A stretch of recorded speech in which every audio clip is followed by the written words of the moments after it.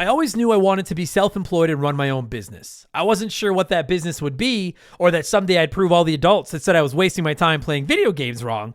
I just knew I wanted to run a business. And I know there's people listening to this show right now that feel the same way. And it can be a scary thing to take on. You need a website, an online store, a logo. How do you take orders? They don't teach you all this stuff. Lucky for you, there's a company out there to help with all of it, and that's Shopify.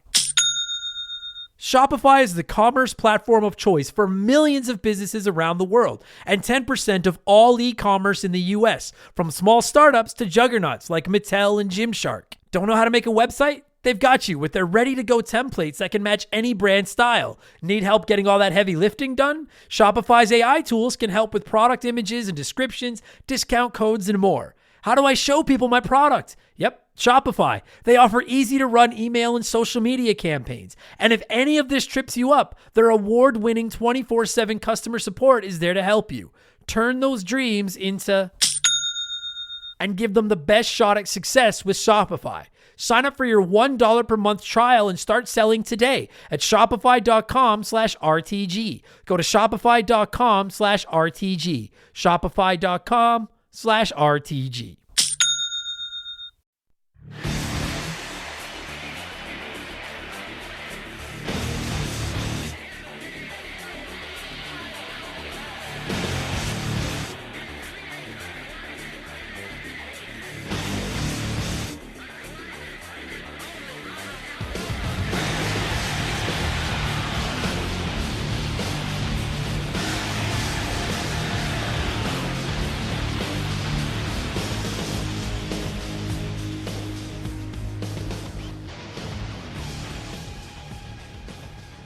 What's up, everybody? Welcome back to Remember the Game. It is my retro gaming podcast where every week a buddy of mine and I sit down and we geek out about the games we played back in the day. My name is Adam Blank. Thank you so much for listening to the show. And this week it is episode 343, and it's a wrestling review. It's very well known around here. I love my pro wrestling games.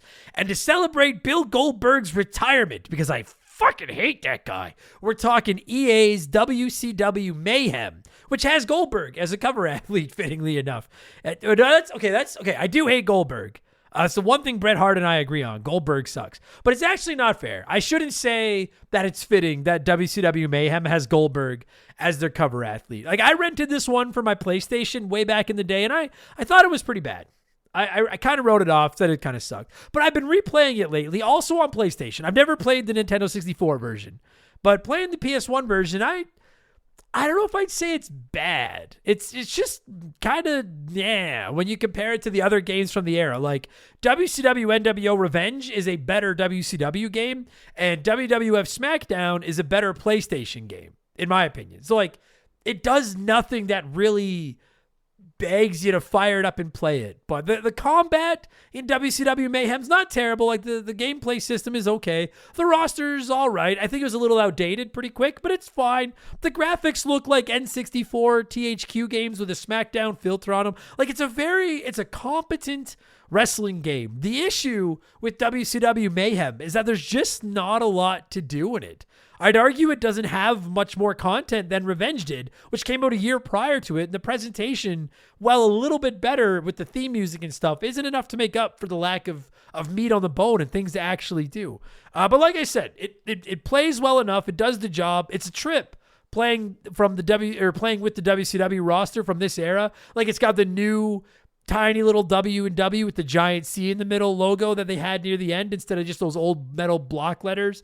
You can fight backstage, which is always a good time. And in short bursts, WCW Mayhem's fun. I spent $10 on a copy of it for my collection, and I feel that was a fair and appropriate price. I am rolling solo this week, but if there are two topics that I can talk about to myself, it's video games and wrestling. And truth be told, I'm a complete sucker for the train wreck that was late era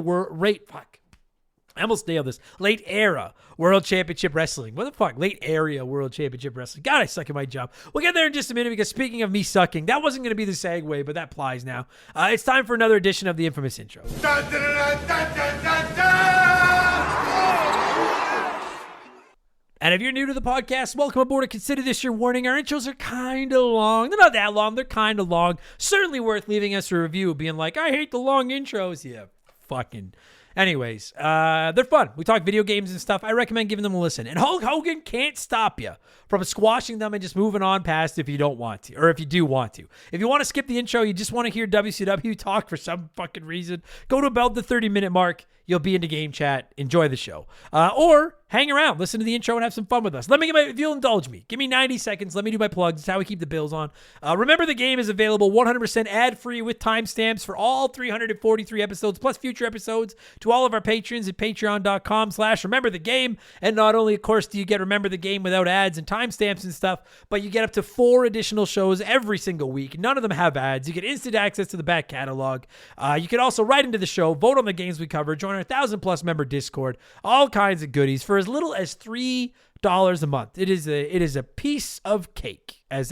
Much like I feel WCW Mayhem is fair price at $10, I feel my podcasts are fair price at $3 to $5. It depends. There's different tiers. You see, you go there and you see how it works. It's good times. And most importantly, you get a shout out and you get to hear me mispronounce your name. Like, I don't know if I'm going to do any of these people. I might nail all these, but we have a lot because I haven't done a show in 2 weeks. So a huge thank you to check out that Yaw Control, Steer Yacht Holland, Weighty Beats, Nate.txt, Dan, that one's fake, Lindsay Lee, Jonathan Breyer, Tenor, Redline Aero Drones, Paul Henry, Jeff Piles, Jared Smarsh, Detective Beans, Sick Jake, Purple Yeti Pack, that's hard to say, Nico, Quebec, QC, Quebec, shout out, Go Habs Go, Will Blowers, Anton Escobar, Sabrina the Wicked Witch, Gab Morin, Salty Pog, John Foss, and Fernando Garcia. I definitely butchered a couple of those, but either way, thank you all so much for the support, and welcome to Remember the Game Industries, patreon.com/Remember the Game. Don't forget, you can sign up there for free. See how our episodes work, listen to a couple of freebies, and if you sign up for a full year, I'll give you the 12th month on the house. That's enough blowing myself. Let's blow some of you by blowing in some cartridges. It is our opening segment here on the show. I read a few comments and questions from our patrons, usually gaming related, but not always. And we call this segment Blowing in the Cartridge. He blows all right. He blows big time. That's it, honey. Get into the spirit. Let's blow, and we're gonna do quite a few of these this week because I feel like blowing. Our first blower this week is Rush's Dog Walker, who said, Mr. Blank, we managed to get a Switch 2 this week, and I love it, but I don't really notice much of a difference graphics-wise, and I honestly don't see drastic changes from several of the previous gen consoles, PlayStation and Xbox included, like 8-bit to 16-bit to 32, etc. My question is, have we basically peaked visually in gaming, or what's left? I don't know if I'd say we've peaked, because there's always a couple of games in every generation where you look at them and you're like, holy fuck. I'm ashamed to say at one point, WCW Mayhem, it was like, games will never look any better than this, and well, that's some pie on my face. But I do think that the gaps are just getting smaller. Like, what is there? Dude, you play some games. You look at a Death Stranding 2 or like a Last of Us Part 2 even. Or like a few, like, there are games today that just look like it's almost like watching a TV show. I genuinely don't know how much better graphics can get. Whereas you're right. It was just, I feel like gaming is in its, maybe this is a stupid comparison. I feel like gaming is in the shape that I'm in. Like, when it was NES, and any of you that are, like, I'm 41, any of you that are around my age, this is going to hit home for you. Like, from the NES, it was like, this is just incredible. These are video games. Look at these things. And then the Super Nintendo and Genesis, it's like, we're moving up to, like, junior high and stuff, and like, wow, look at how much bigger we're getting and better we're getting. And then there was high school with the PS1 and Nintendo 64, where shit was kind of awkward again, because I had hair where there was no hair before, and I was noticing girls. I noticed Fluffy Bunny. And I had a mustache and things. And then the PS2, Xbox, GameCube, Sega Dreamcast era, it's like, well, now we're starting to try to look good. We've realized now we're full-blown 3D, and we need to look nice. And then the PS3, it tried even better than the PS... Now the difference is if the games were like me, they'd be looking worse, because I look substantially worse than I did during the PS3 era. But the growth is getting smaller, because I just don't think there's as much runway left. I think, and I hate to say it because I have no interest in VR, I think that's what's next. And I don't think games go full VR for a long time. Maybe someday. They probably do. Someday. I bet you, like, if you went and showed HD television to somebody from 1985, that would rock their socks, right? And you got to think 50 years from now, we're probably watching everything in virtual reality or 3, like Ready Player One shit, right?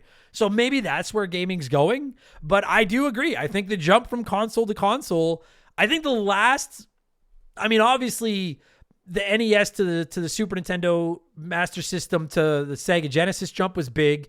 The jump to the Nintendo 64, the PS1, and the Saturn was huge. And then they've probably spent the last, 25, 30 years spit shining those 3D graphics. Like, what's 4D is what's left, or whatever VR is called. I don't know where else there is to go. So I think when you're buying a new system now, you can't be buying it 100% just based on the upgrade. It's got to be like, it is better, and it's more than just better graphics, but it's the features and stuff like that. Plus, it's just going to be the games can't run on the old hardware. Gaming's not cheap. Right? You gotta keep up. There's a reason apps won't work on old phones that'll work on new phones. Whereas if you just put an old iPhone next to a new iPhone, like the difference is there, but it's negligible because the apps have to work on the new stuff. So, the jump certainly isn't anything like it used to be. I agree. I agree with that. Hot take. My personal argument for the biggest jump. I think the right answer is from the 16-bit to the Nintendo 64, Saturn, PS1 era, because we went from 2D to 3D. But I'll argue that the jump from the 64, PS1, Saturn to the PS2, Xbox, GameCube, Dreamcast jump might have been bigger. Just from a quality of game standpoint, because they were kind of starting over, going from 2D to 3D. But that was where they really started to figure out 3D, man. In my opinion. What do I fucking know? The Big Apple said, "What's up, Adam? Will you be going to see Ninja Turtles, the Ninja Turtles movie for the 35th anniversary? I've taken my family, and I'm so pumped to see this in the theater. We didn't get to see it as a kid, so this will knock one thing off my bucket list. I fucking wish. But no, people have been asking me this, at least as of when I checked last week. None of the theaters here in the Edmonton area are showing the original 1990 Ninja Turtles movie for the 35th anniversary, which is horseshit. I went and saw Ghostbusters in theater when it went back to theaters for it, and that was such a trip to see one of my favorite childhood movies in theaters. And one of the first movies, maybe the first movie I remember going to see in theaters was Turtles 2, The Secret of the Ooze. So I would love to go see the OG Turtles in theaters, but it's not coming here. If it was, I would. 100%. Absolutely. I hope y'all enjoy it, and I'm a little jealous of all of you bastards. Sean Bon Jovi said, "Hey Adam, is there any genre of video game you didn't particularly care for growing up and then found a game that changed your mind about it? I didn't care for shoot 'em ups in the early 90s, but when I came across Thunder Force 3 for the Sega Genesis, yeah, I'm a Sega kid, I had to play more games like it. Just wondering if there's anything like that for you. Always love the podcast and can't wait for the next." I discovered tactical RPGs with Fire Emblem Awakening, and I adore that. It's probably a top 3 genre for me now, but I never played them as a kid. To be like, I didn't care for them growing up, and then they clicked for me. The one I would probably say I didn't like as a kid that's kind of found its way into my heart would be racing games. And I'm still not into like Gran Turismo, like simulation racing games, but I played Need for Speed Most Wanted for the show a couple of years ago. And I loved it. And I've played a few more of those types of games since. And I quite enjoy those more like real, like kind of serious, but kind of just driving around, smashing into things racing games. Those ones have won me over. And then this is going to blow some minds. Grand Theft Auto. The first GTA I ever played was Vice City, and I didn't care for it. I love the concept, but I thought it played like shit. I hated the controls, and I didn't really get that into it. And I never went back to GTA until after I started to remember the game. But now I've played San Andreas, and I love it. I've played 4, and I loved it. I'm playing 5 right now, and it's sick. So I guess GTA, which is fucking insane to me, but yeah, that's probably the closest answer I have. Maybe I'll have to try this Thunder Force 3. Although I don't mind shoot 'em ups. I like running guns, like Contra, more than like flying through the air shoot 'em ups. But I like shooting stuff.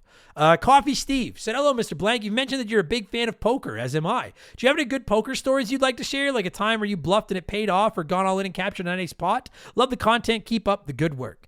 I don't want to be that guy that shares a bunch of bad beat stories, so I'll make this fast for you poker players. Last weekend, dude, my buddy Kyle, if he's listening to this, fuck you, Kyle. We were playing poker in my house. We're down to 6-handed. Nice pot. It was like a sit and go. We started with 9. We're down to 6. Nice pot. I think I was second in chips at that point. I had a pretty reasonable stack. Pocket kings. And I raise. I get one caller. It's Kyle. Flop comes down. Jack 4-2 rainbow. Which, if you don't know poker, this doesn't matter to you. Skip 20 seconds. But if you know poker, Jack 4-2 Rainbow with pocket kings, that's a great fucking flop. So he bets. I re-raised. I can't remember, one of us, like, we were raising, and one of us raised, the other one re-raised. We ended up with an all-in and a call, and he turns over the coolest cooler in poker, my pocket ace, or his pocket aces to my pocket kings.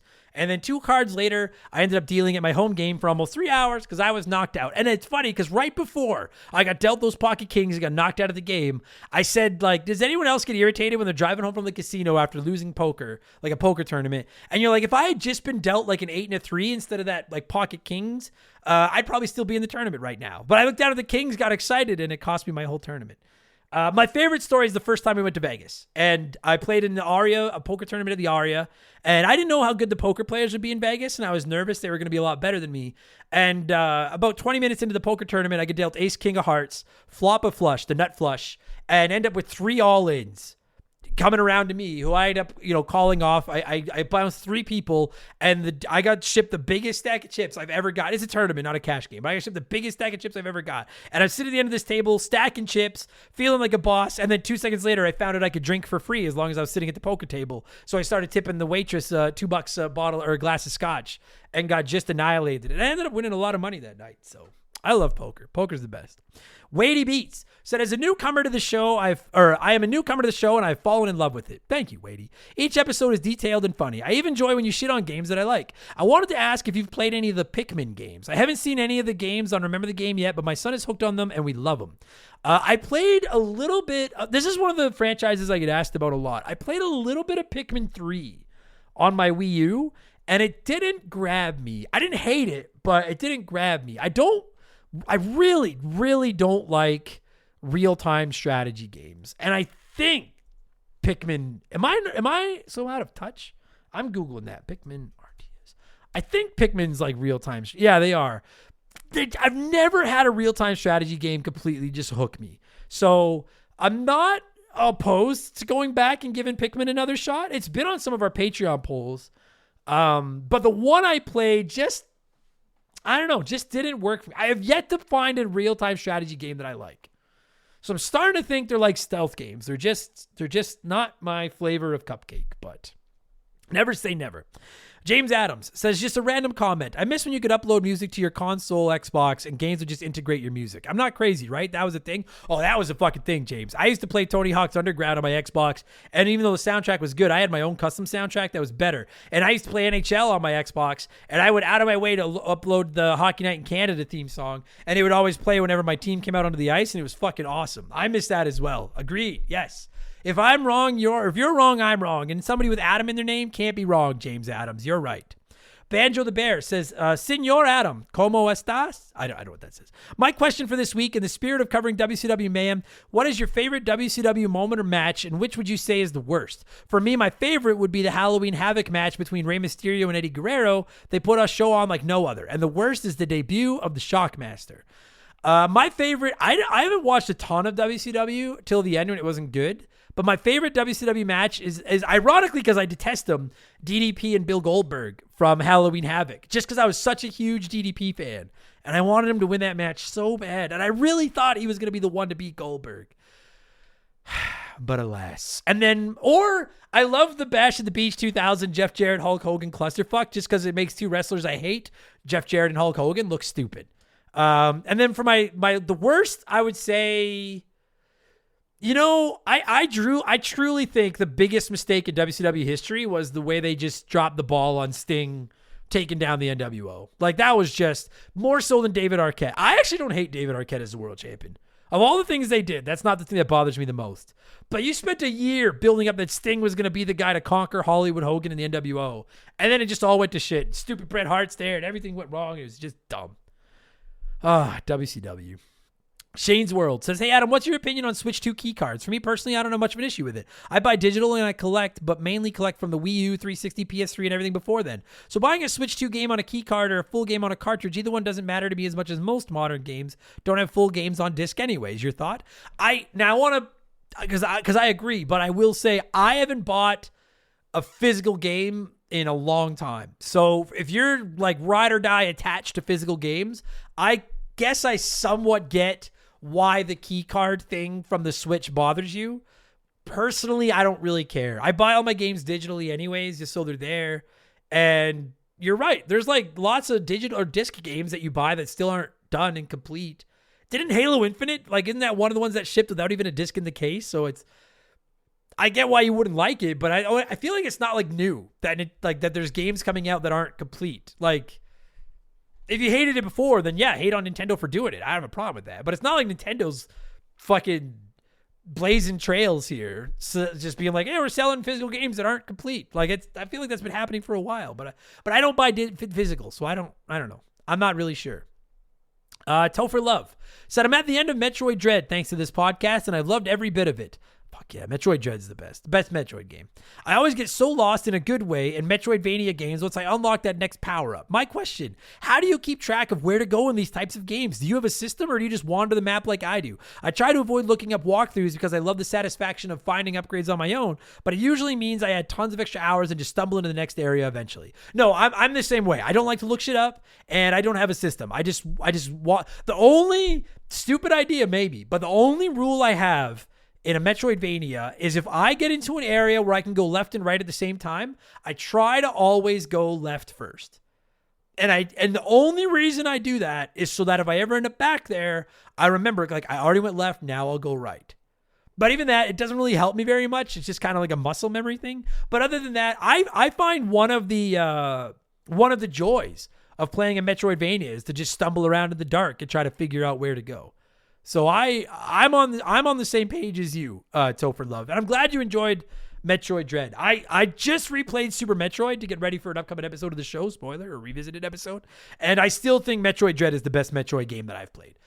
I'd go Metroid Dread, Metroid Prime, and then Super Metroid, Metroid Fusion. It's probably a tie for third, and all very, very good, for the record, all very, very good.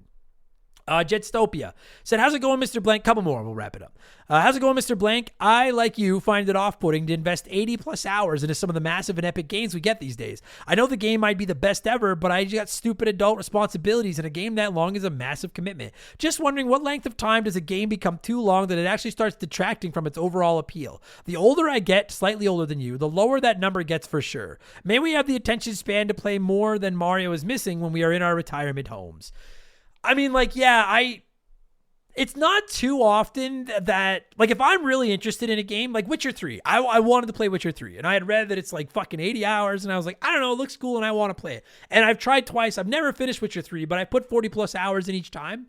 As long as I'm having fun, it can be endless. Skyrim, I think I have technically beaten Skyrim once, but as I infamously said on our Skyrim episode, I don't even know what the story is in Skyrim. Like, something about going to kill dragons or something. I just like walking around and exploring. So as long as I'm having fun, you can make a game as long as you want. But if I'm on the fence about a game, and then I look up how long it is, if I see it's more than 20 hours, like on how long to beat, and how long to beat you have to take with it. I feel like how long to beat, you can add 20% to whatever it says, because a lot of the times that come in there are people that know the game and know how to beat it. If a game is more than 20 hours and I'm lukewarm on it, if I look up and see it's 30 hours plus, I'm probably not playing it. Just straight up. If it's more than 20 hours on how long to beat, I need to be interested. If I'm interested, fucking make your game 200 hours long. I don't give a shit. But it's gotta, like, I won't buy a game just based on how long it is, but I will not buy a game based on how long it is. I hope that makes sense. In my head, that makes sense. And then finally, before we move on, it's letter time. And Hooley's Worcestershire sauce wrote in and said, Dear Blank, I wrote you, but you still ain't calling. I left my cell, my pager, and my home phone at the bottom. I sent 2 letters back in autumn. You must not have got them. There probably was a problem at the post office or something. I have no idea I have a P.O. box, Hooley, so I'm not quite sure what you're talking about. But my official response is, well, Hooley, sometimes you scribble addresses too sloppy when you jot them. But anyways, fuck it. What's been up, man? How's your sauce? My barbecue's on right now. I'm about to cook like a boss. If I run out of ketchup, guess what I'm going to use? I'm going to pour that mustard. I read about your dessert, too. I also love the custard. First fucking, I nailed it. Baby, I was so worried I was going to fuck that up. Fuck yeah, baby. Anyways, that's it. Anyone that hates the infamous intro, that just made it so much worse. But I don't give a fuck. Haters gonna hate. Fuck you. Let's switch things up and get to our Smash Hit segment, the official game show of Remember the Game Industries. Play one, remake one, erase one.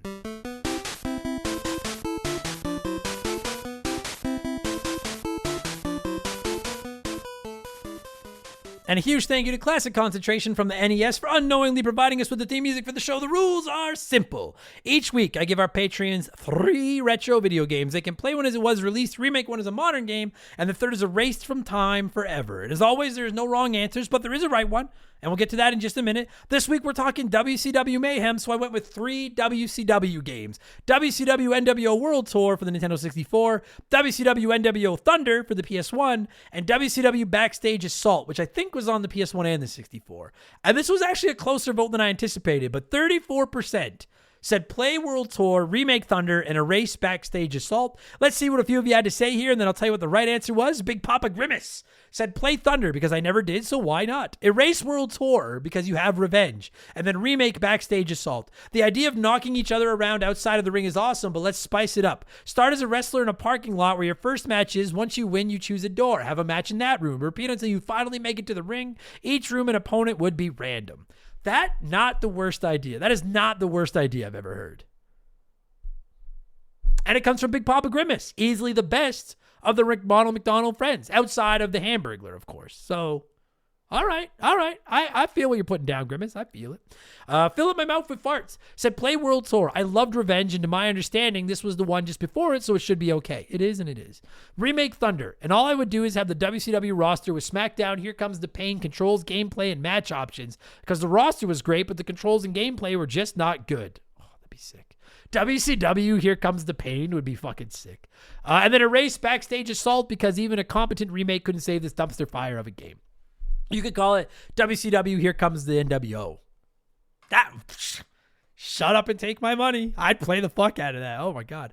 Fire Embalm said play Thunder because it has the Public Enemy in it. Remake Backstage Assault and put the Public Enemy in it. Delete World Tour for not having the Public Enemy in it. They need a spot in the WWE Hall of Fame, and I'm pushing for it. Dude, they do deserve a spot in the Hall of Fame just for that match with the APA. If you don't know what Fire Embalm and I are talking about, go to YouTube. It's okay. You can pause the show. Go to YouTube and look up APA Public Enemy and just enjoy. Just enjoy. My God. I'm going to make sure it's on YouTube before I send you all there, but I'm almost sure it is. So the Public Enemy is this tag team that got big in ECW, and then they came into WWE, WWF at the time, and it's literally, as soon as I type APA into my YouTube search bar, the first thing that comes up is APA Public Enemy. 4 minutes. Number one answer from Double Z WWE. 4 minutes long. People didn't like Public Enemy, and so they sent the APA out there to just beat the fuck out of them, and that is what happened. It was nasty. So they do deserve a spot in the Hall of Fame for that. I agree. Sean Holder said erase Backstage Assault. Mayhem was meh at best, and removing the ring? Play Thunder. I know it sucks, but the unlockable characters and video promos hit me with that nostalgia high. Remake World Tour. What I wouldn't do for a proper remake in the same engine with nothing but WCW wrestlers. I really would love, like I keep saying for you, that's a great answer, by the way. That's a great answer. I've been saying for years, I would love it if WWE 2K would, in one of their showcase modes, if they would just get off their wallet, WWE or whoever, and get us some WCW, like just go like a full blown, like the rise of the NWO or something like that for like a career mode and like a spotlight mode. It'd be so sick. And Donnie the Dude Walters said easy peasy. Play Thunder is the best option. Remake Backstage Assault into anything but what it was, and then erase World Tour because it's a 64 game. I will say, well, I also hate the 64. The wrestling games are the exception. You got to show them a little bit of respect. Good answer. I thought long and hard about this, and I'm going to go with 11% of you. I could have gone many ways. I'm going with 11%, as did Jonathan Breyer, who said, I've never played any of these, but fuck it, I'll give it a go. Play Backstage Assault. Some of the old wrestling games were great to play, even with some of their faults. Remake World Tour, as it seems like the concept will be good with a remake, and then erase Thunder because I have to erase one. Whole different logic, but same reasoning for me. I'm going to play WCW Backstage Assault because, well, I know it sucks. I never have. And I want to play every wrestling game I've never played. So I have to play this one at least once to see if it's as bad as everyone says it is. There's a reason I never played it because it looks terrible. And then I would remake WCW NWO World Tour, use that engine, but make a modern, like No Mercy-esque wrestling game, but all WCW, and just watch the money roll in. And then I'd erase Thunder because, like, well, the video promos when you pick a wrestler are great. Other than that, we just don't need it. We don't need it. The game is about as good as the show was. Thunder. Ah, God, Thunder. WCW, I miss you so much. Anyways, that's going to do it for Play One, Remake One, Erase One, everybody. Thank you so much for writing in as always. What have I been playing over the last 2 weeks? Not a ton, because I've been away at the lake. But I have been playing Donkey Kong Bonanza. I'm done it. I'll be reviewing it on Expansion Pass this week for all our patrons. It's good. It's very good. I can't decide if it's very good or great, but it's very, very, worst case, very, very good. I've been playing the first Fire Emblem on the GBA, at least the first North American one. I have to disclaimer rings. If I don't, people write in and they're like, well, technically they're other one. I'm playing the one that's called Fire Emblem on the GBA. It's pretty rad. That's coming for an upcoming show. I'm really enjoying it. And then I'm playing Ninja Gaiden Ragebound. The new Ninja Gaiden, however he's, I'm a Gaiden guy. Ninja Gaiden, dude, is it crazy to say Ninja Gaiden Ragebound is a contender for my game of the year? Because if it is, I don't give a fuck. I am loving. That's not the new like Ninja Gaiden 4, like the 3D, Dark Souls, whatever one. That's the one that's like classic sprite, looks like a Super Nintendo one on steroids. It is awesome. If you grew up with like classic, it scratches every itch I have. I am loving that fucking game. And not too much rage yet in Ragebound, but I'm sure it's coming because it's already getting tough. It's awesome. I fucking love it. If you're a Ninja Gaiden fan, pick up Ragebound. It's sick. Okay, I need a drink of water. This is my third show today. So we're going to pause here. I'm going to take a sip. I'm going to let a sponsor in. They'll do their thing. And when we get back, it's WCW Mayhem from here to infinity. All right? So we'll be right back after this. This is an ad by BetterHelp. I know a lot of you are listening to this at work, and if that job is impacting your mental health, you're not alone. Over 60% of the global workforce these days is experiencing higher than normal levels of stress while on the job. And while the easy answer might be to quit that job, that's just not an option for everyone. You need to look out for you and make sure you're setting a little time aside each day to recharge those batteries. Summer's a great time to get outside at lunch, take in the sun, breathe in some fresh air, do what you have to do to take care of yourself mentally. And never forget, any time is a great time to talk to a therapist. I know I've been saying it for years, but I stand by it. Therapy is a cheat code for life. Starting therapy was one of the best decisions I ever made. And BetterHelp makes therapy as convenient and accessible as possible. They're the world's largest online therapy platform, with over 5 million people served worldwide. No long drives to your therapist's office, finding parking, someone to watch your kids. You just sign up and meet with your therapist at the touch of a button, from the office, your home, anywhere. And if you're asking, does it work? The BetterHelp app has a 4.9 out of 5 rating with over 1.7 million user reviews. As the largest online therapy provider in the world, BetterHelp can provide access to mental health professionals with a diverse variety of expertise. Unwind from work with BetterHelp. Our listeners get 10% off their first month at betterhelp.com/rememberthegame. That's BetterHelp, HELP.com/rememberthegame. All right, let's get into WCW Mayhem. As always, I like to let you nerds sound off on the game we're covering before my guest and I, or in this case, I hog the microphone. And we didn't have a ton of comments this week, but I love my fellow booger eaters that were in the comment section this week sounding off about Mayhem. So let's see what a few of you had to say. Anthony Matthews said the intro is pretty cool. CGI Goldberg getting shocked and the running animation is unintentionally funny, though. And the running animation is unintentionally funny, though. The opening scene is pretty dumb. They're like building Goldberg in like a lab and shocking him and bringing him to life. Nowhere near as good as WCW NWO's Revenge, where Sting hijacks that truck or whatever the fuck. But it's not without its charm. I love a good intro segment. It's pretty dumb. Baldo Flores said, I remember it had amazing entrance music. This was back when I was obsessed with Raven's theme. The gameplay, limited as hell. It seemed like everyone shared moves, very wooden animation. It's a nice window at our times growing up. The entrance music's one of the highlights. Although I gotta say, and I'm going to save it for the review because I'm going to make sure I do my homework before I say something that I'm going to get yelled at for. But it is great. Like just the NWO theme, the Wolfpack theme is fire. I agree. The old themes are pretty dope. It's pretty awesome. Jack, that's the biggest problem with Revenge is the no entrance music.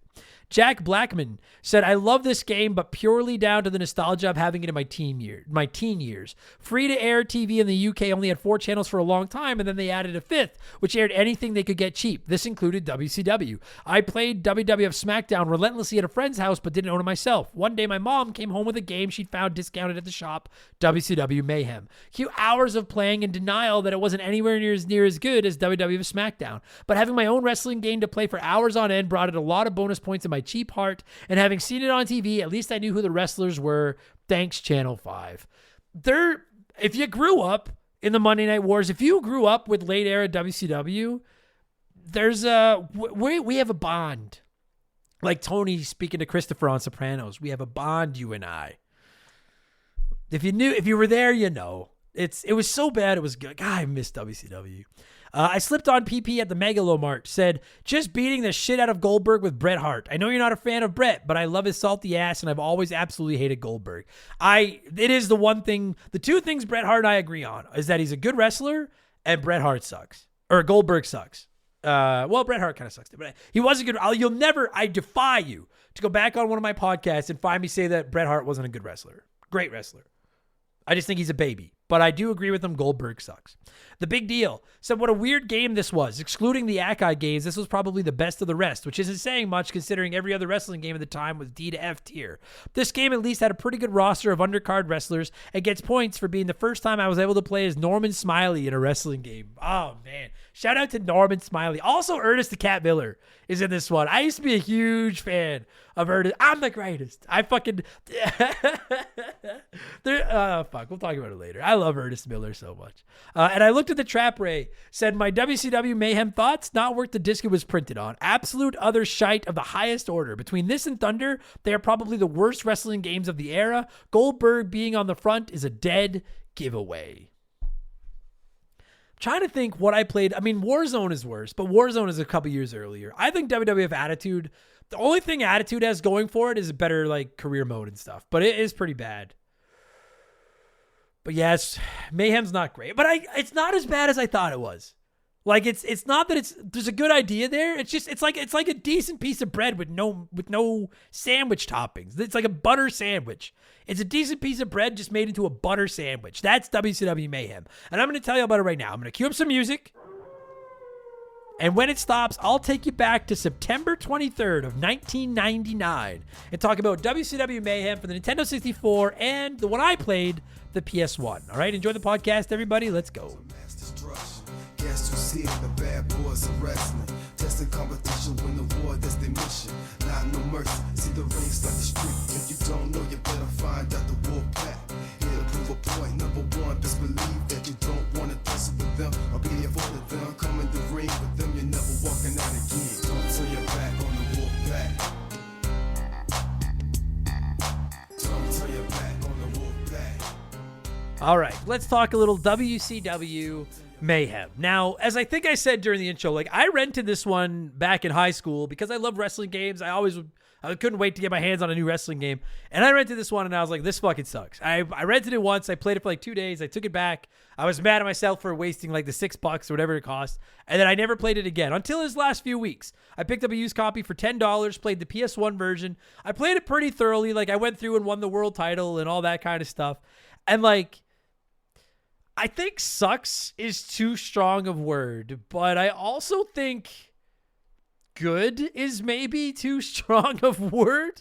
Like the problem is like when everyone thinks of WCW games, I think the one everybody thinks of is WCW NWO Revenge, right? Like that is, I think unequivocally the best WCW wrestling game, followed probably by WCW versus NWO World Tour, which was the predecessor to Revenge, over on the Nintendo 64. And it's almost like the wrestling games follow the quality of World Championship Wrestling. Because WCW versus NWO World Tour is a good time. WCW NWO Revenge is fantastic. And to me, that's like the peak of WCW, is that era. Those two games, Monday Night Wars, they're kicking WWF's ass.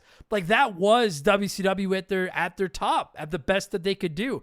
WCW Mayhem dropped in late 1999, and as I think most of you that were around at the time watching wrestling are aware, like the shine was starting to come off the horse's ass, I think is the phrase, when it came to WCW by this point. And the game almost feels the same way.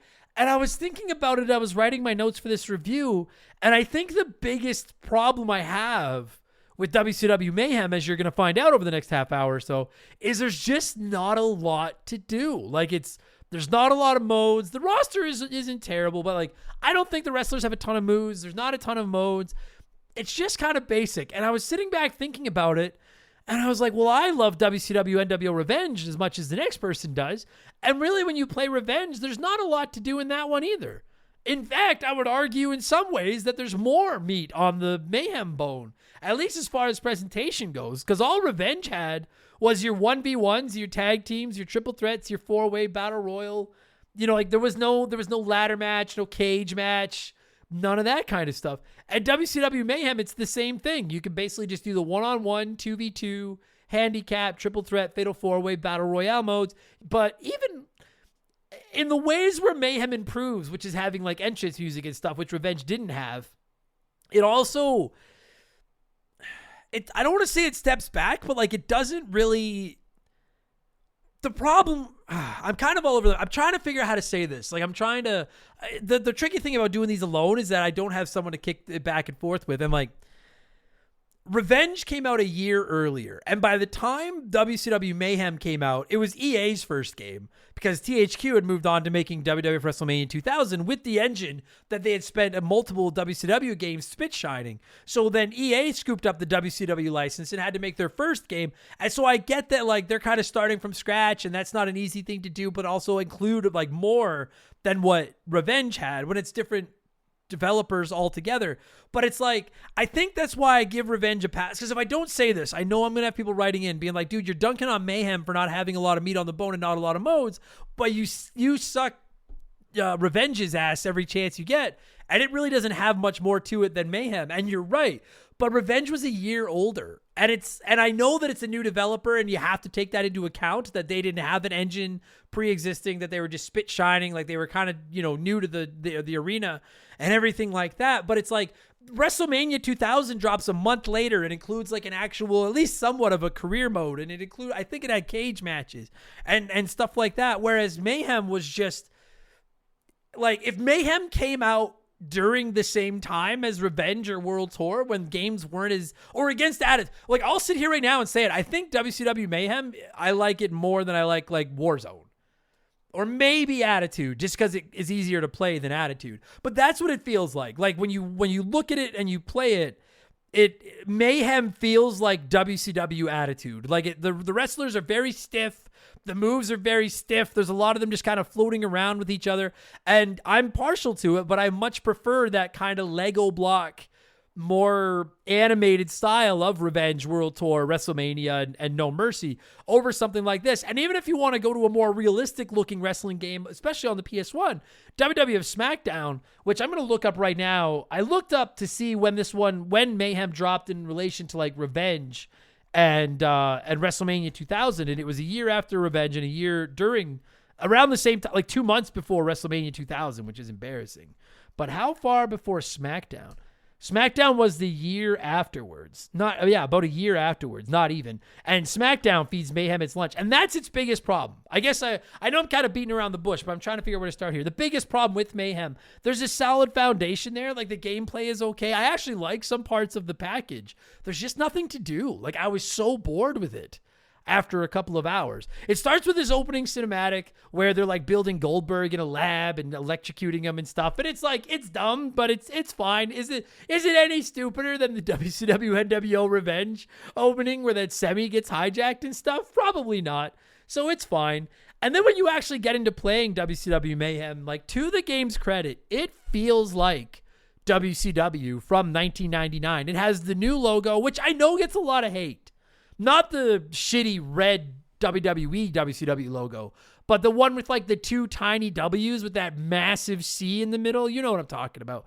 And I actually don't hate that logo. And I don't hate the sets. And it has all the, like, it's got Nitro, it's got Thunder, it's got all the pay-per-views. They're not perfect, but they're all there. And I can appreciate that I can pick any of the 12 monthly pay-per-views, and the background is there, and the ring mat is there, and all that kind of stuff. Like, that's all well and good. I do like that it's got most of the iconic WCW entrance music. Goldberg has his entrance music, the NWO, but it's kind of like the weaker NWO theme, but the NWO theme is there. The Wolfpack theme is there, which is fucking awesome. DDP's got his Self High Five music, Disco Fever for Disco Inferno. Raven's got his tunes. I like that a lot of it's got music, because got to keep in mind, at this point, we've been playing, like I said, Revenge, which just had those two generic themes and stuff like that. So I like the sets. I don't hate the graphics.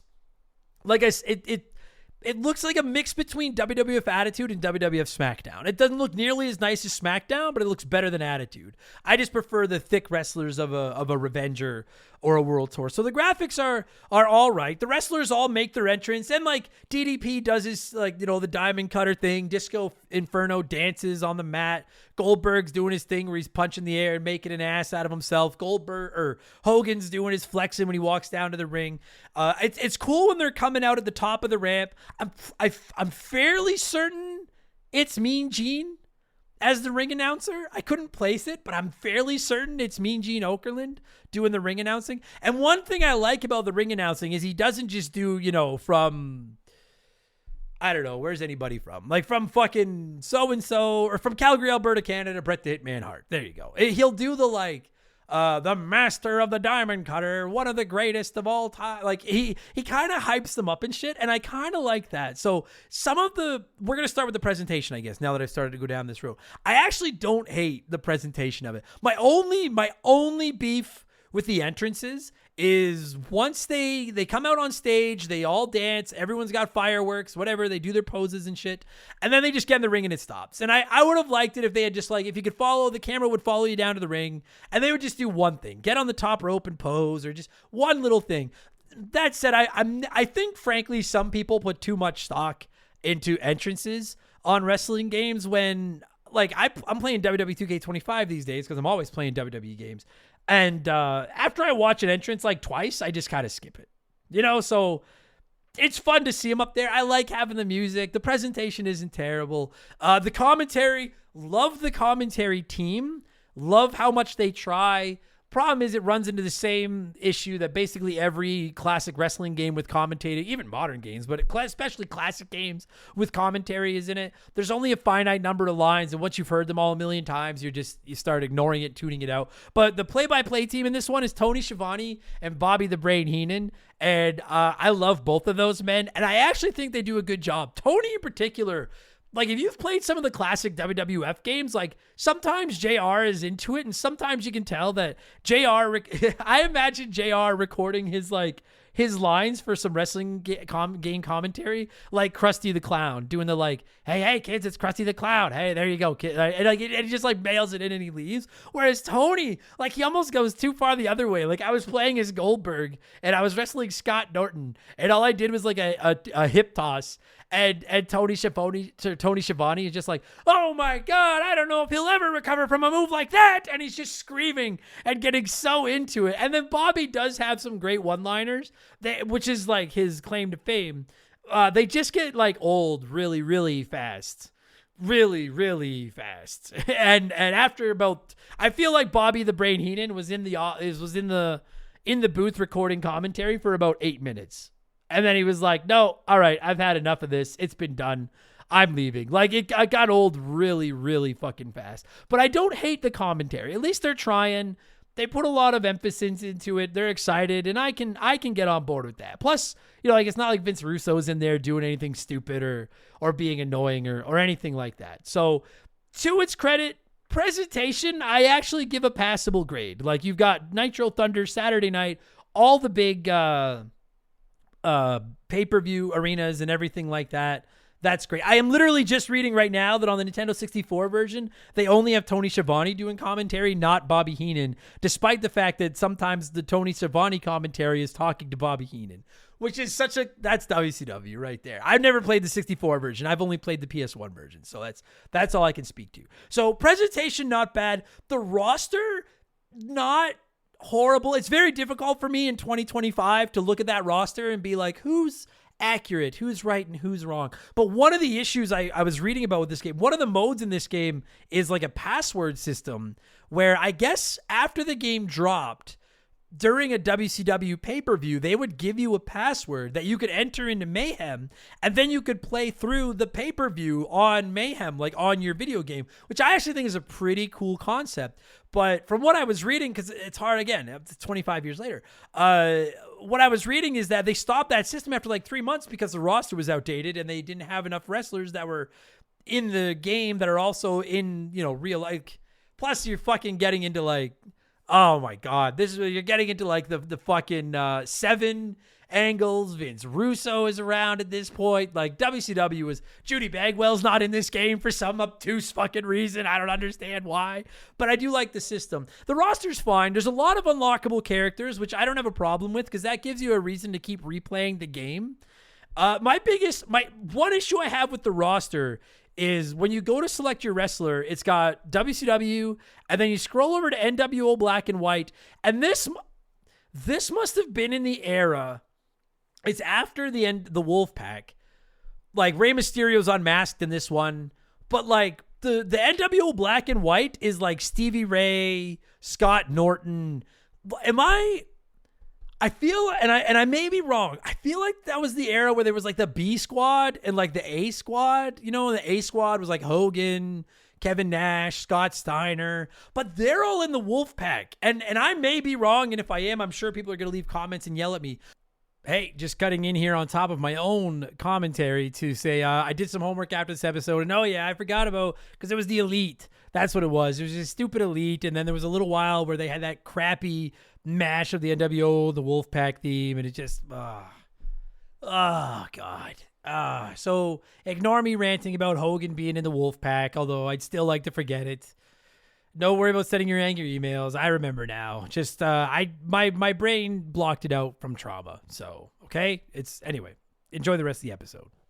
I don't remember Hulk Hogan ever coming out to the Wolfpack theme. He's still wearing the black and white in this game, but he comes out to the Wolfpack theme. And I find that, I know I'm nitpicking, but I find that very off-putting. And I wish there was a way that you could switch wrestlers from one stable to another. Because half of the fun of playing, like, even Revenge was that you could go into edit wrestlers, and I know it didn't have the music, but you could give anybody you wanted, like, an NWO shirt. So you could mix and match, like we used to play where we would draft. One of us would be the Wolfpack, one of us would be NWO Hollywood, and we would each draft a team, and then you'd put an NWO shirt on each of them. And in this one, you can't change their entrance musics or any of their rosters, like where they are or anything like that. And I find that to be frankly a little bit lazy. And again, I could be wrong, but I don't remember, because I wasn't a student at WCW like I was WWF, but I don't remember Hogan ever having the Wolfpack theme.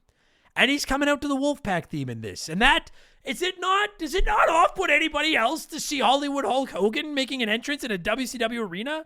And it's not, I know they don't have Voodoo Child, which is fine, but to Wolfpack, it bothers me. Even if it ever happened, it still bothers me. So when you pick your wrestler, you can pick from WCW, NWO Black and White, NWO Wolfpack, there's Raven's Flock, there's, they have a hardcore division, and then I think there's a cruiserweight. There's cruiserweights, and then there's a hardcore division, which is all well and good, but the hardcore title is nowhere near this game, which is another thing that drives me crazy. Like, why even bother making a hardcore division if you're not going to fucking let us go after the hardcore title at all? The titles that are in this game are just so meaningless, and that bothers me too. Like, I appreciate that they're in there, but it's 1999. We've been playing Attitude Era, Monday Night War era, Nintendo 64, PS1 era wrestling games for a few years now. It's time to give us control over the belts. Let wrestlers come out with their championships. Let wrestlers defend them in exhibition matches. Dude, and that's another thing. I know I'm nitpicking. I'm sorry. I'm a wrestling fan. These are the things that bothers me. They don't call the championships in this game. They call them belts. Even like if you're in a world title match, the following contest is set for one fall with no time limit, and it is for the WCW World Championship belt. And that's what they all say that. And I'm like, just say it's a title. It's like, I don't mind if you call it a belt, like in slang, but like, there shouldn't be ring announcing it as the belt. Even when you win it, like the splash screens come up and they're like, congratulations, you just won the WCW United States belt. And I call it a championship. It's a fucking championship. God damn it. And there's no tag team titles in this one. We're going to get into the game modes in a second. But the only titles you can even win are the TV title, the US title, the world title. And then apparently if you play as a cruiserweight, you can win the cruiserweight title, which I didn't realize. And I didn't do that. Even though I love the cruiserweight, man, how good. Like, this is like Billy Kidman, Hoovy, Rey Mysterio, Eddie Guerrero is in there, Dean Malenko. I love this cruiserweight division. But no tag team titles I found to be very lazy, because even in Revenge, even though it was just playing through a basic ladder, you could win the tag team titles. And then there's no way to defend them. The wrestlers don't come out with them on. They only matter if you're playing through that ladder career mode and everything to unlock new wrestlers. And you can unlock quite a few wrestlers. It was actually a little bit shocking to me. Like, Ric Flair is a locked wrestler in this, which seemed a little bit insane to me, but sure, whatever the fuck. So you can play through the career mode, if you want to call it that, multiple times and unlock wrestlers and add to them, which I've always been a big fan of. And I think I prefer wrestling games like a No Mercy, whereas you play the game, you unlock in-game currency and then can spend it to unlock whatever wrestler you want. But I'm not opposed to just playing through like a ladder of matches, and then at the end you unlock somebody. That's not the end of the world to me.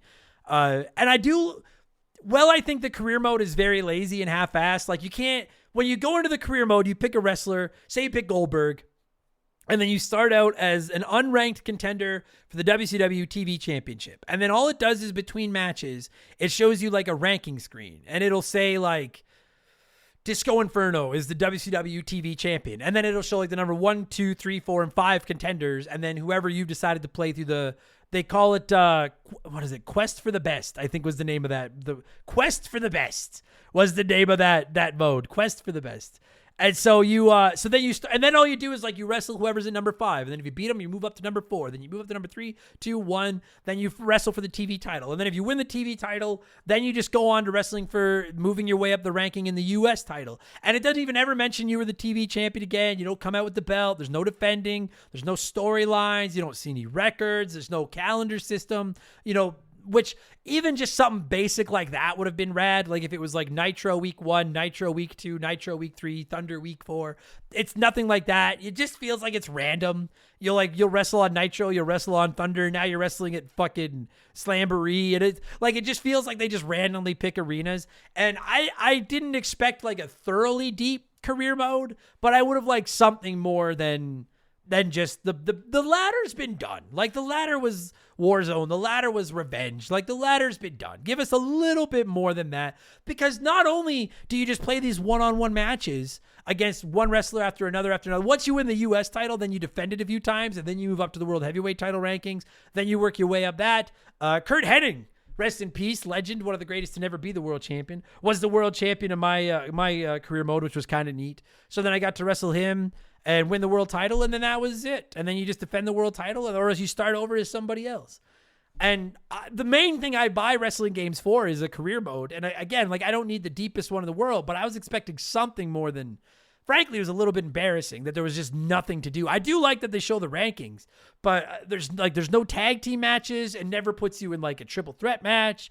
It never makes you win a battle royal. It never throws any kind of like a stipulation in or anything like that. While you're playing through the Quest for the Best mode, there's no count outs. Apparently pins count anywhere all the time. You're just pinning people all over the place. It's just, I would have liked to have seen it throw a couple of challenges at me. I do get irritated when I'm playing a singles career mode in a wrestling game and I have to wrestle nonstop tag team and handicap matches. So I'm kind of glad it didn't do that, but something else would have been nice. Like the only exciting thing that happened to me like when I was playing through my career mode, was the occasional run-in, which just seemed to be a random run-in. I did get Eric Bischoff running in to help Hogan, which was, I could live with that. But other than that, like it was just random run-in interferences, and they'd only interfere for like a minute, then you throw them out, which was, again, other games did that as well too.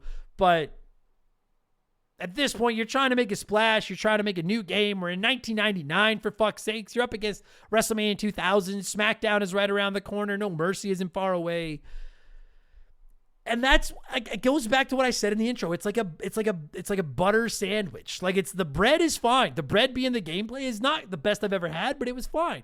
But then there's just no toppings on it. So let's pause here. I need a drink of water. We'll let a sponsor in to do their thing. And then we'll work through some of the other modes. I want to work through the control system. And I don't know. I really don't know what else there is to talk about. But we'll do the rest in a minute. Let's let a sponsor in here. We'll be right back.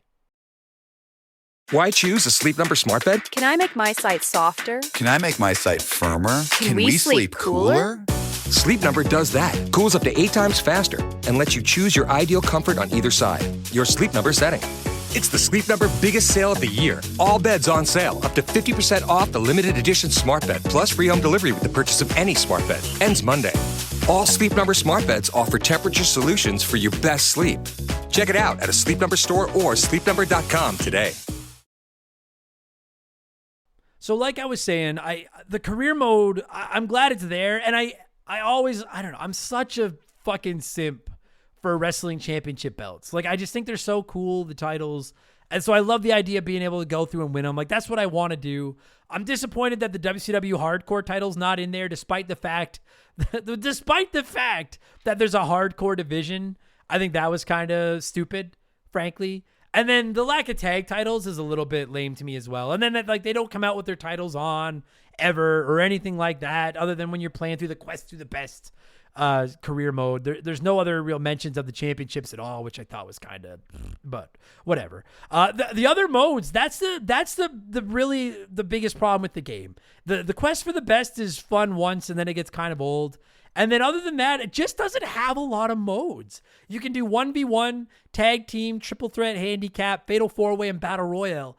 And I guess for your first wrestling game, well, I think at this point it was getting a little bit ridiculous that we weren't including like a cage match. I'm not expecting like ladder matches or anything crazy like that, but something more than just basic matches would have been fun. You know what disappoints me the most out of the basic wrestling modes in this game is the Battle Royale mode. It's only 4 wrestlers. We've all done it, right? Like, one of the funnest things to do in a wrestling game is the Royal Rumble or even the Battle Royale in WCW NWO Revenge, where you pick a wrestler, you start out, and then when you get eliminated, you get to control whoever comes out next. And then when that random wrestler comes out, you're just like, oh my God, who is it going to be? And in this one, it's so lame. I just played one 20 minutes before I started recording this game chat just to make sure I wasn't wrong. And no, you pick the 4 starting wrestlers. They start out in the ring. The match is over in about 3 minutes. There is no more entries. There's nothing else. That disappoints me. You can have a battle royale at World War III, and I don't expect them to be able to make the World War III match work on this. I get that in this era, 4 wrestlers was about the maximum on screen. But I was like, how is there not more wrestlers once I'm eliminated? There's nobody else coming out. Disco Inferno won my battle. I love Disco Inferno, but Disco Inferno won my battle royale. And I was like, how the fuck is nobody, how's Hogan not playing the creative control card and running out here and interfering? So I was a little disappointed in the match types. You could also go Raven's Rules, but I'm not entirely sure what the difference was there compared to everything else. Except, so yeah, you got handicap, singles, triangle, fatal 4-way, battle royale, tag team, and then you could go pins count anywhere, normal match with DQ. Yeah, so tell me, friends, I ask you, like, I'm looking at the match rules right now. Pins anywhere. Pins can take place anywhere in the building. Makes sense, because we'll talk about fighting backstage in a minute, because that is one of the strong points of this game for sure. None. A typical match where normal rules are enforced. Raven's Rules. Pins or submissions can take place anywhere. So is the only difference between that and pin anywhere is that you can also submit people anywhere, I guess? That's so lame. No DQ is anything goes. Matches can be won with pinfalls and submissions, but you can use weapons. Or else a weapons match where wrestlers fight with weapons around the arena. Like, it's just the same few matches. All you're doing is changing the titles of them. Why couldn't you have call it a hardcore match? Make Raven's Rules matches where members of the flock will interfere while you're wrestling. Like, do something else. I'm doing the Quest for the Best, and you can just pin people wherever the fuck you want. It's supposed to be a regular match for the U.S. Championship, and there's no countouts. Doesn't matter what I do. There's chairs laying around on the ringside that you can pick up and use on your opponents and stuff, and they're not going to DQ you or get mad at you. Nothing. It doesn't you can pin them right there on the floor. It doesn't fucking matter, and that's the problem, is like, you spend I feel like you spent half of your time just designing the sets, making the sets look like Nitro and stuff, and putting the music in. And I was like, where's the gameplay? Put some extra modes in. I will say, though, I love that there's always chairs laying around at ringside. And when you go out to the outside of the ring to fight, the camera kind of cuts from like a hard cam pointing down at the ring to like a camera, like as if there was a cameraman standing kind of beside the two wrestlers between the ring and the guardrail.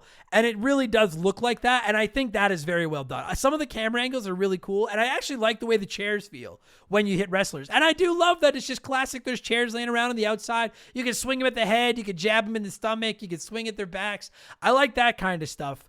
I just, again, like, why not just a little bit more variety, something? And then you can fight to the back, which is one of the highlights of this game. I mean, I want to say it's a highlight of the game, but it did also lead to the inevitable WCW Backstage Assault, which, for the record, I've never played. So I don't know if it's as bad as it sounds. But this one, it's kind of cool. Doesn't matter which set you're on. When you walk up to the top of the entrance ramp, there's like a big black doorway in the middle of the stage. And if both wrestlers just walk near it, then they run into the back. And then it's pretty, what I like about it is the cameras say stand by for a minute. And it's almost like it's like blinking, stand by. And then you'll randomly go to like an area in the back. It could be like a ticket booth. It could be like the corridor of the arena, whatever the fuck.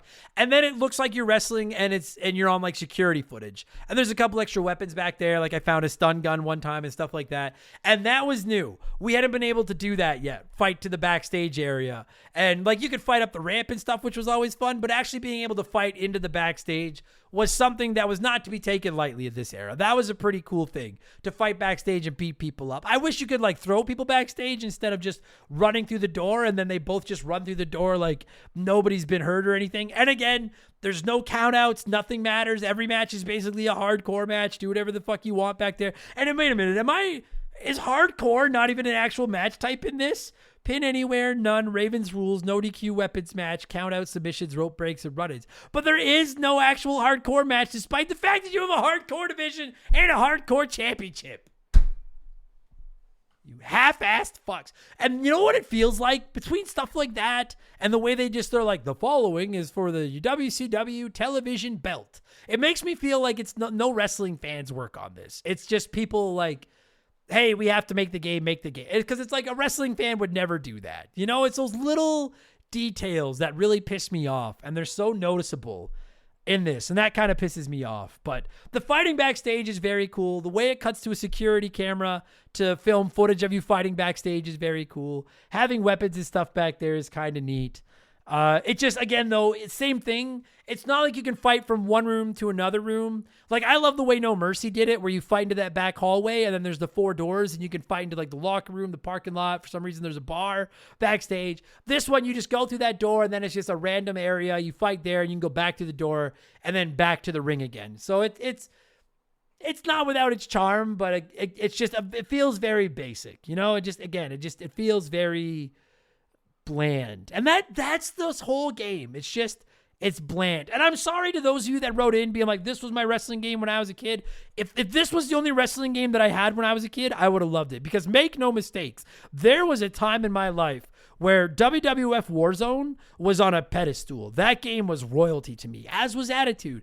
I understand that you play what you had, and if this is what you had, then this was what you played. And if I had not spent the fucking years of my life that I did playing games like Revenge and No Mercy and SmackDown, I honestly would probably hold this one in a little bit higher regard. But at the end of the day, it's just bland. It's just they took a bunch of WCW faces, names, rings, theme songs, and then put them in a very basic wrestling game. And we haven't actually talked about the gameplay yet. The system is very easy to learn. It's just it's very shallow. It's nowhere near the shit pile of ass that WWF Attitude and Warzone were, where you had to memorize like fucking Mortal Kombat codes and, okay, I want to go for a choke slam. Okay, well, that's up, down, left, right, BA. But you got to remember to hit them in that order and only when they're stunned and only this and that. This one, the controls are pretty basic. You can use triangle, and you can use, on the PlayStation, you use triangle and you use X to punch or kick.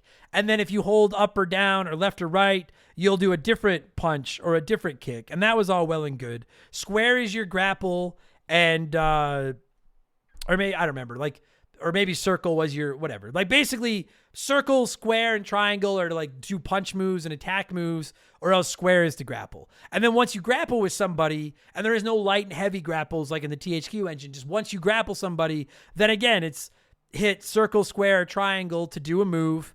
And then if you're holding up, down, left, or right, you'll do different moves, that kind of stuff. R1 is your run button, or if you grapple and then push R1, you can whip your opponent into the ropes or whip them into the turnbuckle. Like, it's very simple. It's just you don't have a ton of moves, and you've seen all your moves very, very quickly, and then you're just kind of doing the same moves over and over again. And admittedly, this is where it looks to me like Attitude or Warzone. The moves are very, very stiff.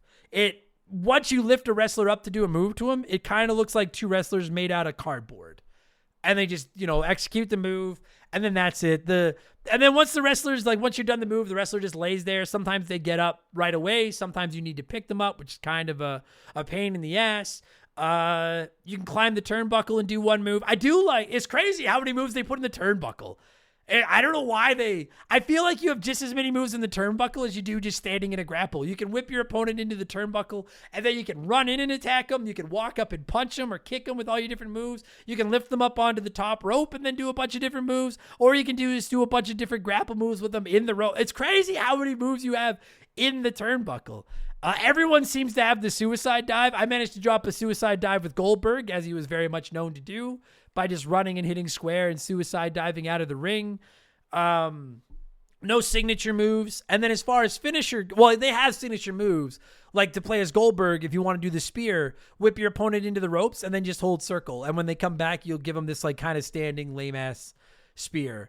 And then at the bottom of the screen, at least for a 1v1 match, there's a momentum meter, and it's not a health bar. You don't have a health bar in this game, and it's not like the revenge attitude whatever meter from those games. What this one is it's almost like a seesaw. Think for those of you that have played WWF Royal Rumble on the Super Nintendo or Genesis, a little bit like that, except you don't have to button mash to fill it up. It's just each wrestler, say you've got 8 blocks in your energy bar at the bottom of the screen. Each one kind of starts out with 3. And then as you're doing moves and getting the crowd amped up, yours will fill up and the opponents will go down. And it feels like all the bars either shift, they don't both go up at the same time. If I'm wrestling you and my momentum bar, or whatever you want to call it, is filling up at the bottom, then yours is decreasing at the same time. And then if you start winning the match, then it seesaws back and mine decreases while yours fills up. And once you fill yours all the way up, then it starts flashing red, which means your special is available. But it can stick around for minutes. It can disappear in 3 seconds. I don't know how it decides, really. And then all you have to do your special is pick your opponent up, grapple with square, and then hit square again. And so if you're playing as Goldberg, you'll do the jackhammer. If you're playing as DDP, you'll do the diamond cutter. And I know it's a stupid thing, but instead of doing even a big boot or Hulk Hogan just has a running power slam, and that's his finisher. And I was again, I'm not a Hulk Hogan fan, but I was he's arguably the biggest name in your game, and you couldn't even find a way to put a leg drop in it or anything. That's just it. You can fill it up very, very quickly. I found you can play it on easy, normal, or hard, and even playing on hard, I really didn't find the game all that difficult. The computer never reverses. Oh my God, reverses. And that's something I could never really do either. I don't understand how anybody reverses in this fucking game. I don't get it. L1 is your block. And then when you want to reverse, I would get them sometimes, but I wasn't quite sure how. It was something like to reverse a move, you had to hit L1, but then also hit whatever move they were doing to you, like square, triangle, circle, or X. Whatever button they were doing to you, you had to hit it back at the same time. And if you did it, you would reverse. But I played this game, I probably put 10 hours into WCW Mayhem over the last couple of weeks to get ready for this episode, and I maybe reversed 10 moves, but the computer maybe reversed 5, and that includes playing it on hard.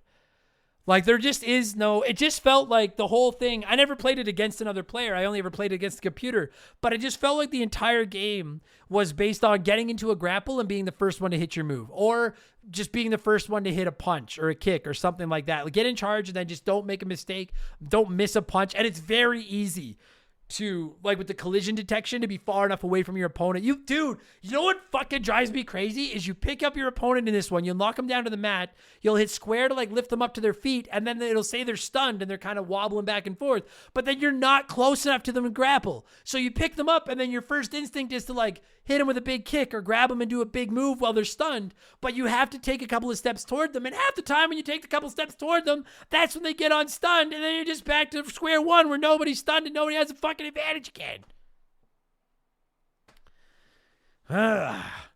So the gameplay is, it's a tricky thing. I think I have to imagine one of the hardest things about making a wrestling video game is figuring out your control scheme, because if you make it too basic, everyone gets bored of it. But if you make it too complicated, which I think the WWE 2K games, I love the control scheme in those games, but I play them religiously every year. If you're brand new to one of them, that is a very difficult game to pick up and figure out how to play against someone that knows how to play. Whereas this one, if you and I sat down to play it right now, I guarantee you, even if you've never played this game in your life, within 3 matches, you have a feel for the controls. You know how to do a punch, you know how to do a kick, you know how to grapple, and you know how to pin. And neither of us knows how to fucking reverse, so that doesn't fucking matter anyways. And then it's easy to play. But it becomes boring. I think this one goes too far on the simple side.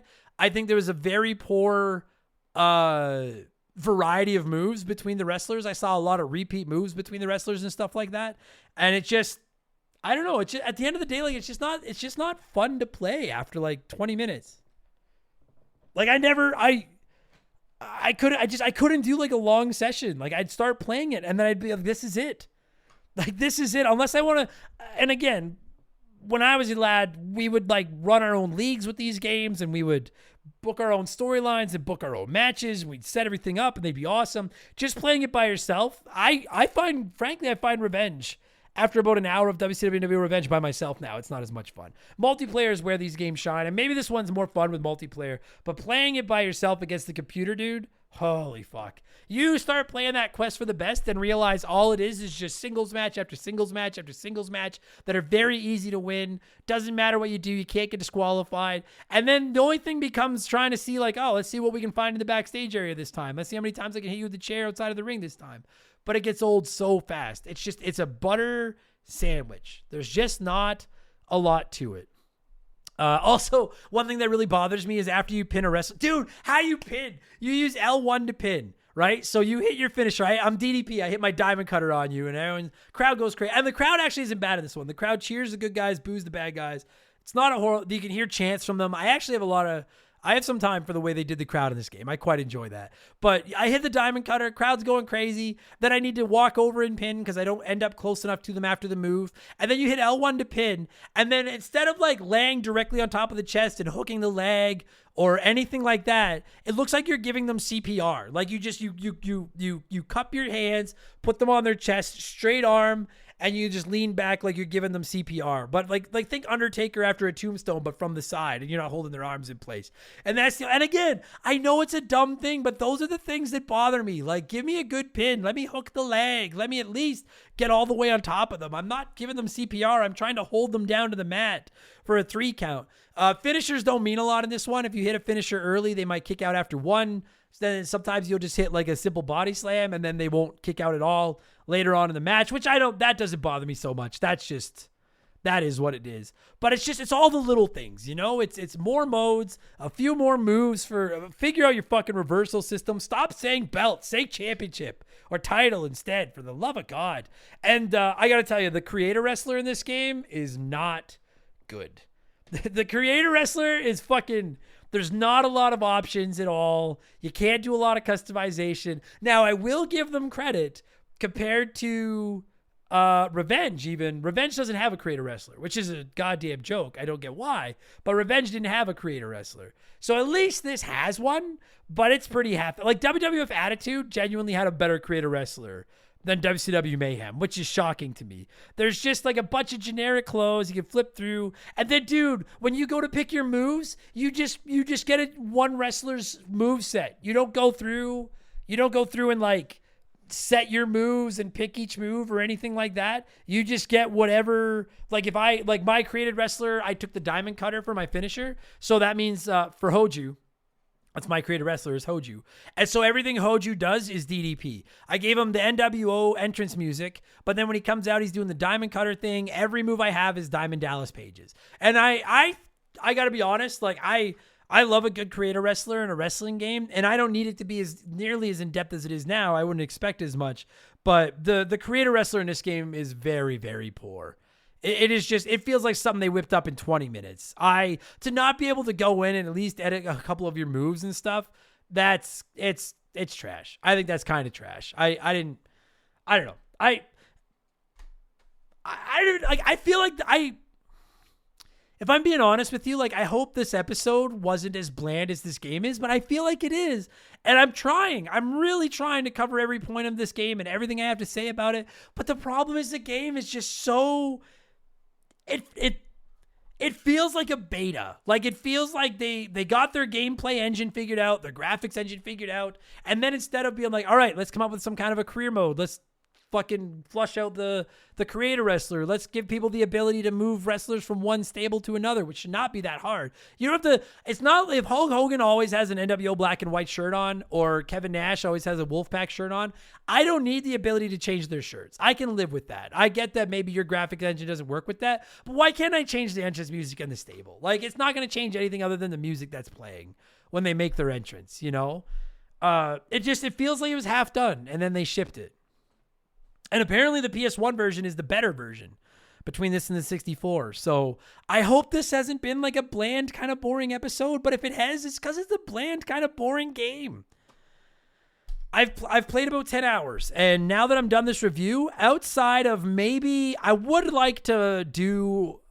I've been toying with the idea for some time of starting to do... Like, I want to take a deep dive into wrestling video games on my YouTube channel and start doing reviews of one wrestling game after another and talking about features compared to the previous entry or the previous year's games or other games from that generation or other games from that year. And this is one of those ones I'd really like to do that with. But outside of playing it for something like this, I'm glad I own it and it's going on my shelf as part of my collection, but I'll never play it again. And if this was the only wrestling game you had growing up, I get your love for it, but I'm telling you, I'm sorry, but you missed out. Things could have been a lot better. A lot. For the love of God, just go play Revenge and you'll be better off there. Because even though it doesn't have a lot of modes in it either, it's just more fun. I think it's just more fun to play. The reversals work better. It looks better. I don't know. That's just me. And it's a tough pill to swallow to remember that this game came out 2 months before WWF WrestleMania 2000. And frankly, I think WrestleMania 2000 is... I guess, I don't know if underrated is the word, but like kind of forgotten. Everybody remembers Revenge and everybody remembers No Mercy. WrestleMania 2000, I feel like it's the one that people don't talk about. I played the shit out of WrestleMania 2000, but I don't feel like I talk about it as much as I do the other ones. But it's embarrassing how much more meat on the bone WrestleMania 2000 has over WCW Mayhem. And again, willing to give a little bit of a pass to the idea that it was EA's first time and they're, whereas WrestleMania 2000, they're like, we've already made a bunch of these. We're just spit shining now. I get that. But considering you're probably charging the same or a very similar price for this compared to WrestleMania 2000, it speaks to where the WWF was versus where WCW was at this era. And it's really frustrating that we didn't get at least one more really good WCW game after World Tour and Revenge. Because I looked up multiple lists ranking all the WCW video games. Ranking WCW video games. Just to see, like, am I crazy to think that Mayhem maybe is, like, the best of not Revenge and World Tour? And a lot of lists had it at number 3 after Revenge and World Tour. Like, Revenge and World Tour are always going to be 1 and 2. This list has WCW versus the World at number 3, which makes a lot of sense because that's the similar the engine and everything like that. And then we got an NES WCW game, which I've never played, but I'd really like to. And then Mayhem, which, like, their games went the way of the company with stuff like Thunder and then Backstage Assault and the train wrecks that came afterwards. But I really do have this appreciation for WCW, and I wanted this to be good. I wish WCW Mayhem was WCW SmackDown. WWF SmackDown was a great alternative to WrestleMania 2000 and No Mercy. And they're in some ways better. In some ways. Better than those games. And I wish Mayhem had been that. But I just felt like THQ had moved on to WWF. The license was sitting there. And those greasy bastards at EA were like, hey, people like wrestling. We can make one of those. And then it's very much an EA wrestling game. Let's end it at that. Very much an EA wrestling game. For a scale to score this one on, I wanted to score it. What was Goldberg's undefeated streak? 183-0? Goldberg, which was so dumb. Remember when he was just like beating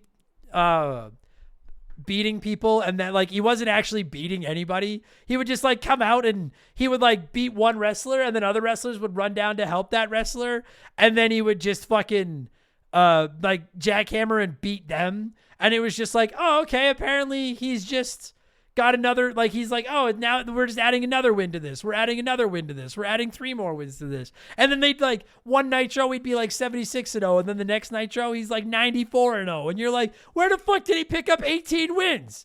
Oh, 173-0. Excuse me, not 183. 173-0 was his streak after he lost to Kevin Nash. So I'm going to score this one out of 173 Goldberg wins. WCW Mayhem. Out of 173 wins, I'll give it 94. 94 out of 173. What does that work out to? 94 divided by 173. That's a 5.5. I think, yeah, like a 6. I'd give it like a 6 out of 10. So I'll give it around 90 something out of 173. If you're a wrestling game collector, I truly think Mayhem's worth picking up. I don't think you're going to play it for very long unless you've got nostalgic ties to it, or you've got friends that you could hop into and fuck around with and do like random matches and stuff. But for a one-off game, just for something to do for $10, it is a piece of history. I always get a kick out of going back and looking at WCW. I hate the new Nitro set. Like, I miss the old WCW Nitro set, but I don't hate that new logo, and it is kind of cool seeing it. The backstage thing isn't without, like, it's good for a laugh for like 1 match or 2 matches, but you're going to get bored of the career mode. You're going to get bored of the create a wrestler. You can't customize the wrestlers that are in the game. And there's just not a lot. Like I said, even the Battle Royale is just 4 people. You can't even play an endless one where everybody else comes down and you have something to do. Can't put titles on the line or anything like that. It's a passable but very butter sandwich boring wrestling game. Like maybe this episode of the show was. I don't fucking know. I did my best. Hey, I worked with what I had to work with. And if you're asking yourself, Adam, I guess then you'd be asking me. But if you're asking me, Adam, why would you even dedicate an episode of the show to a game like WCW Mayhem? Like, what's the point?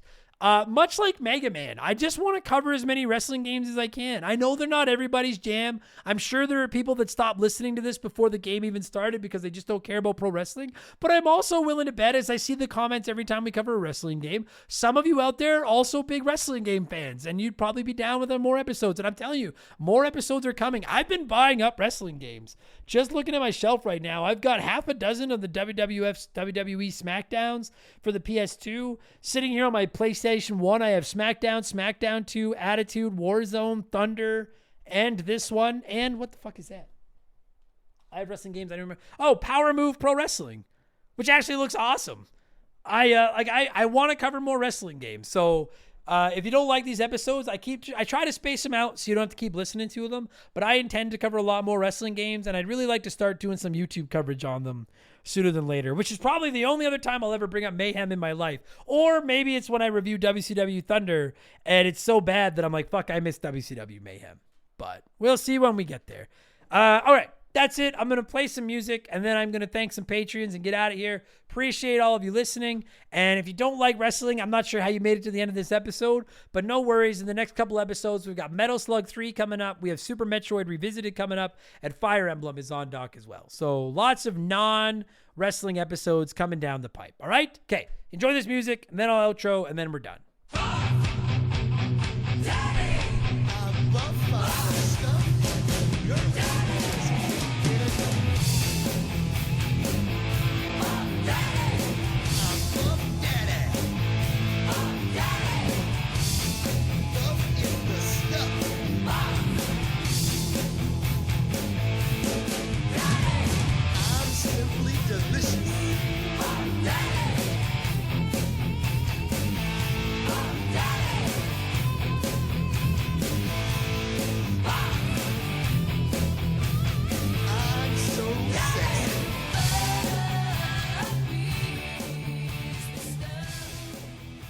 And that is going to do it for this week's episode. Thank you all so much for listening. Hopefully we didn't get in too much trouble for that entrance music.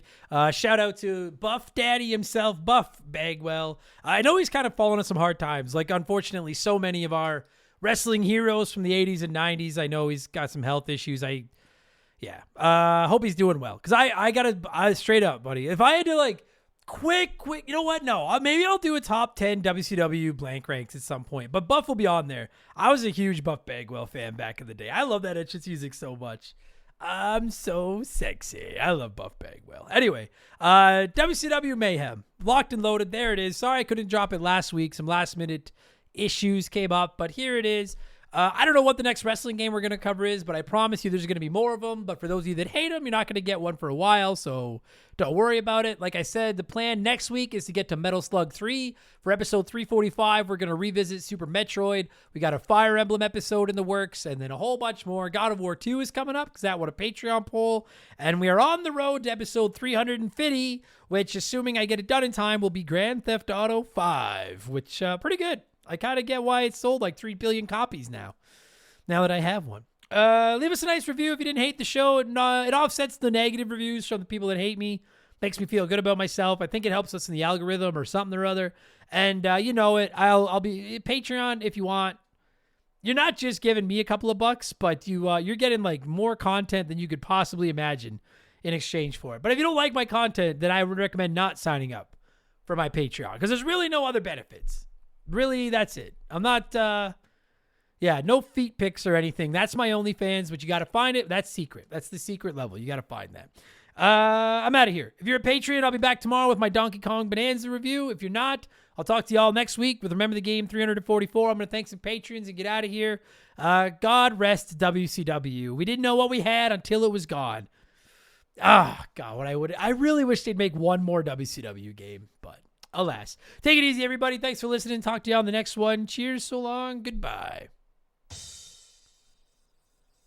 Remember the Game is brought to you by our Patreons. I couldn't puke up all the content I churn out every week without all of your support. Now, the following people are at the senior executive vice president level or higher on the old Patreon box, and if that is the case, I'm contractually obligated to spend a little bit of extra time saying all their names as quickly and inappropriately or incorrectly as possible. So a huge thank you to Remember the Game Hall of Famer, Slick Motherfucking Rick, Makeshift Bellow Magic Money, Sharonic, J Nasty 15, Jort King Keegs, Dan of Dissect That Film, Doug Dorn, Chris Fleury, Andrew Wright, Jordan, Eldest Millennial, Little Bunny Fufu 89, Angry Ticks, Dave Thompson, No One Cares, Scott Brooks, Aaron Lawson, JSK Fusick, A-Town, Morgan, Zane Donovan, Ryan Kinchin, Mike Maloney, G9 PSX, Mercury 869, Wolfgang Darren, Andy Hudson, Doogie, Wolf Magic 21, Johnny from Virginia, Squint, Dean Donian, Titan 420, Jeff Bergeron, John Woodruff, Randy Barrage, Just a Fish, Father McHugh, Holmes, Zach Shepard, Captain Black Silver, 333, Chugger 22, Elijah Burns, It's That Nerd, James, Madam Nudsitch, DBXJ, Steve Dalk, Standard Ass Brian, Dude Where's My Game,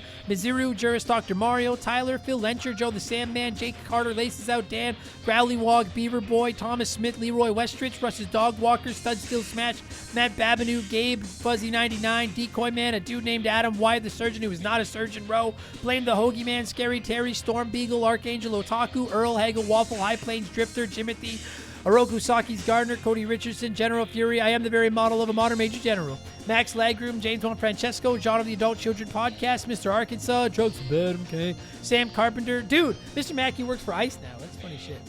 Sam Carpenter, Donnie the Dude, Walter, Sleeper Hit, Squeak Nuts, Isaias, Timmy the Exuberant Turtle, Christian Gabriel, Maverick Marty, Musty Beetle, Graham Kennedy, Timothy Sabrinsky, My Left Nut, Beef Dingleberry, Quiet Place Queen, Christopher Bridge, Zamatos, Big the Cat, Tadpole, T-Bear 87, Bowser Jr. is not in Bowser's Fury, Brad Dezeba, Kia Pup, Monstrous the Boner, A.B. Kellen works for me, Ted Explosion, Ryan Perry, Alex R. Please refrain from tasting the knob. Scotty J. Just Car Pranks, Zombie Exy, Bartman Forever, Darth Skywalter, Postman, Nick Creature, Adam Martinet, The Big Deal, Ryan 4664, Kevin Monroe, Can't Destroyer, Pee Wee Squitters, Nordak, Leroy Jenkins, Lord Palmerston, Beers of War, Because 19, Infinity Rage, Marcus Mendoza, Lord Long Rob on Hugendon II, Roger Staubach, Spool Cleaner, Lucas Shaman, Frosty Bear, Sour Goat Face, Faded Sufferance, Benjamin Atkins, Carbon Fiber Zombie, Chris Hill isn't scared, that could be anyone's ass. B Money, Penguin Milk, Fallen Snow Kiku, The Supreme Chozo Rizzo, you son of a bitch, why? Tell me why. E-Man Trucker, Marks Need, Shoeboxers, more like Frosty Feet 49 Poo, haha, fucking got his ass.